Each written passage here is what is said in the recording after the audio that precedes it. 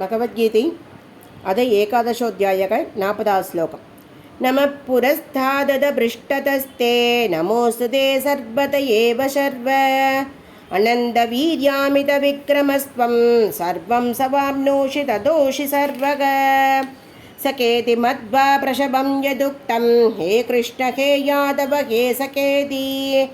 अजानता महिमानं तवेतं मया प्रमादात् प्रणयेन वापि यच्चावहाशादमसत्कृतोषे विकारचय्यासनभोजनेषु एकोदवाप्यच्युत तत्समक्षं तक्षामये त्वामहमभ्रमेयं पितासि लोकस्य चराचरस्य त्वमस्य पूज्यच्च कुरूर्करीयान्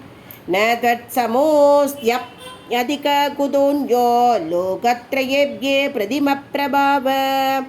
तस्मात् प्रणम्य प्रणिधाय कायं प्रसादये त्वामगमीचमीड्यं पितेव पुत्रस्य सखेव शक्यो प्रियप्रियायार्हसि देव सोढुम् अदृष्टपूर्वं कृषितोऽस्मि दृष्ट्वा भयेन च प्रव्यथितं मनो मे तथैव मे दर्शय देवरूपं प्रसीद देवे च जगन्निवास किरीटिनं गदिनं चक्रहस्तं इच्छामि त्वां द्रष्टुमहं तथैव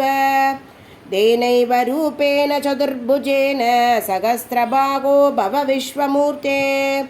श्रीभगवानुवाच मया प्रसन्नेन तवार्जुनेतं रूपं परं दर्शितमात्मयोगात् तेजोमयं विश्वमनन्दमाद्यं जन्मे तदन्येन येन न दृष्टपूर्वं न वेदयज्ञाद्य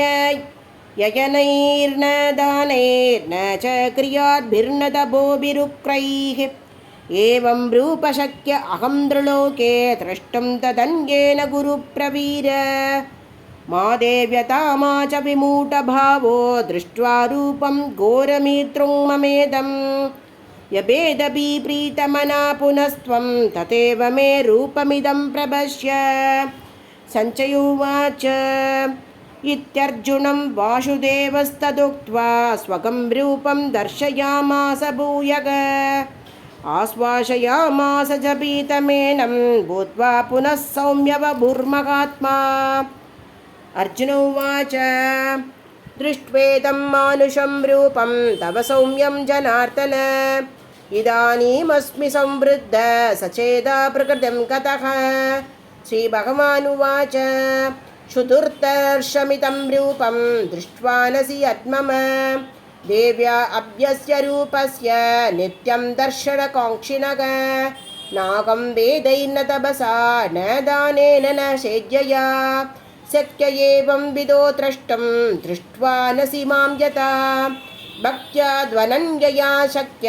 अहमेवं विदोऽर्जुन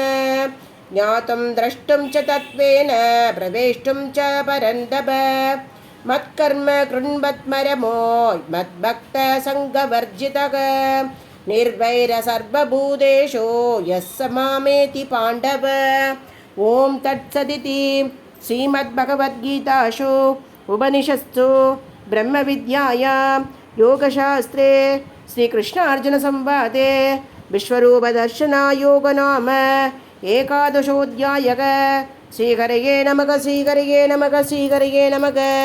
गोपिका जीवनस्मरणं गोविन्द गोविन्द। सद्गुरुनाथ महाराज की जय।